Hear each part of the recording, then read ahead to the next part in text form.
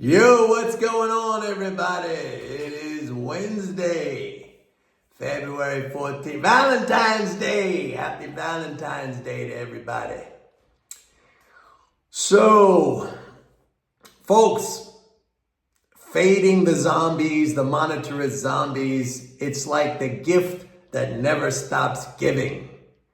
Yesterday, they went all crazy into a panic. They sold the market down 700 points. We got a rebound at the end of yesterday, and today continued that rebound. But I don't think that there's going to be too much upside to this because, like I've been saying, tomorrow will be the quarterly interest payment for February, and these last 3 days, today was a Social Security payment, tomorrow is a quarterly interest payment. This is the seasonal, actually it's the annual spike in the leading fiscal flows. And we get a big spike right around this time every year. And then I don't want to say that's it because the leading spending flows are still strong, but we're going to come down from a really high spike, which is represented in the time window right about now, or which happens in the time window right about now. And then we get into the March and April tax drain. So we start to get into a seasonally weak period for the stock market when you have this massive tax drain. But it always is fun to see these monetarist zombies chop themselves up. Yesterday, heavy selling. I think it was the most or the biggest down day since last March, almost a year ago, and boom, it popped right up again. And I've said this so many times, if you go against emotion, if you go against ignorance or lack of understanding, then you're bound to make money in the long term as long as you can control your own emotions, have some discipline, have some patience, etc. The other thing I want to mention, pretty interesting, and this will be another example pointing to the orthodoxy, the monetarist orthodoxy, which is so wrong. Japan has, according to reports today, has lost its spot as the third largest economy in the world. It lost that spot to Germany.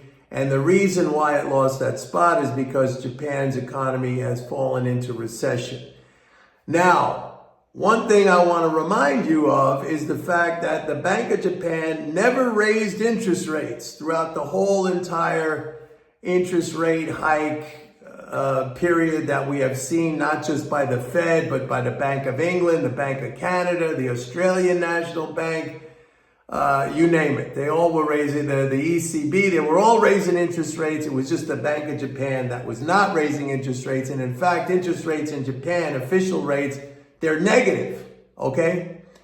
And according to the monetarists, we have been told over and over and over again that low interest rates are a stimulus, right? I mean, this is their mantra. This is their orthodoxy. Low interest rates are a stimulus, and low interest rates fuel inflation. And yet we see the Japanese economy going into recession with extremely low interest rates. As a matter of fact, they're negative, and inflation is non-existent in Japan. On the other hand, we are looking at our situation here where the Federal Reserve has jacked up interest rates to the highest level in like 30 years, and the economy is strong. It's growing well over 3% annually. And we just came off almost a 7% growth rate in the fourth quarter of 2023. And despite that, despite the interest rate rise, we still have extremely strong economic growth in the United States, and we also have higher levels of inflation that the Fed wants. I talked about this yesterday, and I said yesterday, something that I often say is that high interest, the cost of credit is reflected in the cost of all goods and services. So when you raise the interest rate, what happens? You raise the general price level, and it makes it very hard for inflation to come down.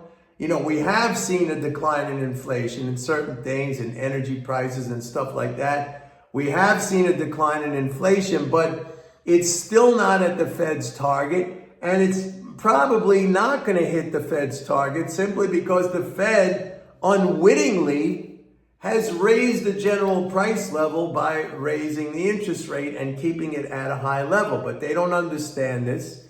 They continue to do the same thing over and over again. And I've always said, hey, guys, look at Argentina. Look at Turkey. They continue to jack up their interest rates. And what is happening over there in those countries? Inflation keeps getting hotter, and the currencies keep getting destroyed further and further.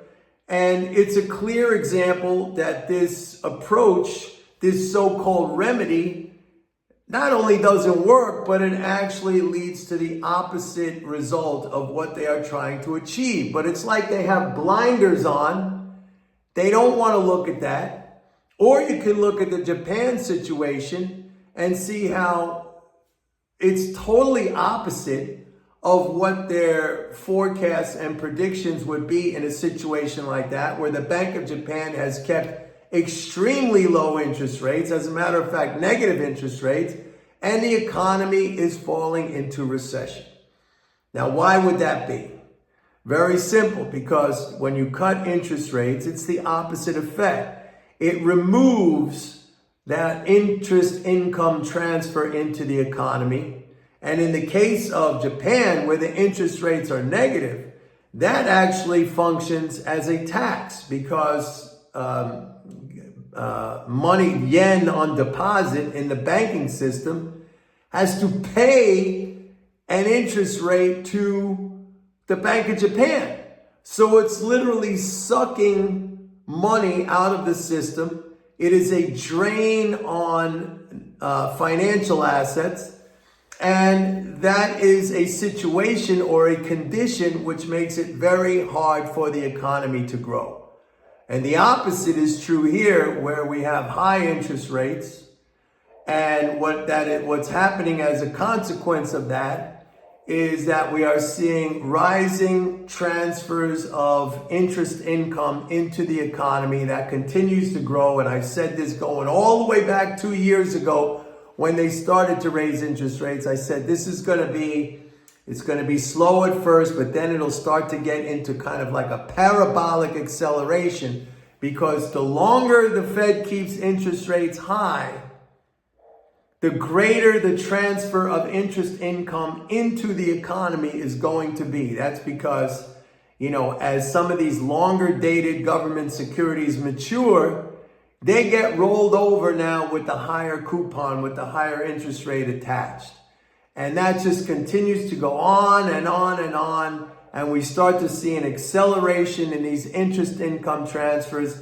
And that feeds into personal income, and that feeds into consumption and investment. And so we have the stock market very strong. We have the economy very strong. And we have inflation not really coming down to the Fed's target, precisely because they're fighting it in a way. It's like if you're a firefighter and you go to the fire and you say, we got to put this fire out. Hand me the can of gasoline. I'm going to douse the fire with this gasoline, and we're going to take care of this fire. Okay? Or, you're freezing somewhere and you want to start a fire, okay? And you got all this kindling, and then you say, give me a can of water. I need to spill it all over this kindling before I light the match, or before I, strike my ferro rod to get this fire going. What's going to happen? That's the case of, cutting interest rates or very low interest rates. So this is literally what is going on right now. And as I have said so many times, there's all these examples right in front of their noses about how they could see that what they're trying to do is not going to work out. The same thing that has been applied in other places hasn't worked out. And not only hasn't it worked out, it has made the situation worse. And the opposite, where they would argue that no, we can't do that because that's inflationary and that's gonna jack up the economy. We're actually seeing an economy like that, Japan, going into recession. It was supposed to be a stimulus, right? Where's the stimulus? No stimulus. Anyway, that's it for today's video, folks. Don't forget, go to my website, pitbulleconomics.com. Learn this stuff. Educate yourself. Be informed. You'll make money and you'll be happy. I'll see you tomorrow. Bye.